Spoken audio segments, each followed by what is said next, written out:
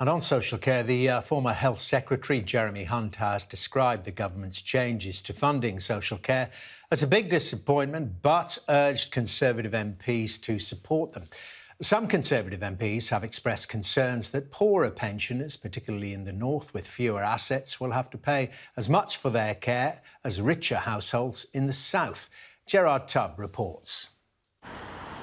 Concert in Durham Northwest, a Conservative win claimed from the rubble of Labour's Red Wall. Levelling up was the promise. Instead, the government is accused of leaving places like this behind by changing social care reforms to take a bigger slice from poorer households. On a visit to the northeast, the Prime Minister insisted that changes will help everyone.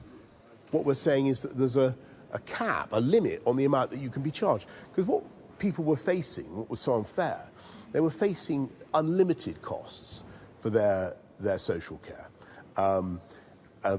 And it was unfair because if you got dementia or Alzheimer's, you could face these bills running into hundreds of thousands of pounds, vaporising all your savings, all your assets. But limited means testing means the poorer you are, the less of your wealth will be protected by the cap. For example, here's a house in Concert worth £240,000 and a house in Surrey worth £500,000. If both homeowners needed long-term care, they'd pay for it up to the proposed spending cap of £86,000. But assuming they had no savings, the Concert homeowner would be left with 64% of their wealth, while the homeowner in Surrey keeps 83%. Meanwhile, talking to Sky's Kay Burley, the business minister wouldn't say whether the Conservative manifesto guarantee that no one needing care should be forced to sell their home to pay for it still stands. It's the cap that we've always been trying to tackle. The cap, there will be fewer people selling their houses, and hopefully none. But the point so is, some people may, from what you're saying, some people may have to sell their house. But there will be fewer people selling their houses. I can't tell you what individuals are going to do.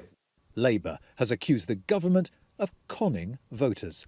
It's not a care plan, it's a care con, because if you live in a £1 million house, perhaps in the home counties, 90% of your assets will be protected if you need social care. But if you live in a sort of £80,000 terrace house in Hartlepool or Barrow or Mansfield or Wigan, for example, you lose nearly everything. Maybe we could do some of this artwork with the students. For the Thomases in Concert, freelance consultants whose house is worth less than the national average, this is not levelling up. If we lived in London and paid a similar kind of mortgage for a similar amount of time, we would be very, very secure financially, and the equality of what we've got now, it doesn't exist for us. So, I mean, it just seems fundamentally unfair, and it certainly isn't levelling up. Whatever the rights and wrongs, to Conservative MPs in northern seats, that accusation of unfairness is far from welcome. Gerard Tubb, Sky News, Concert. Chief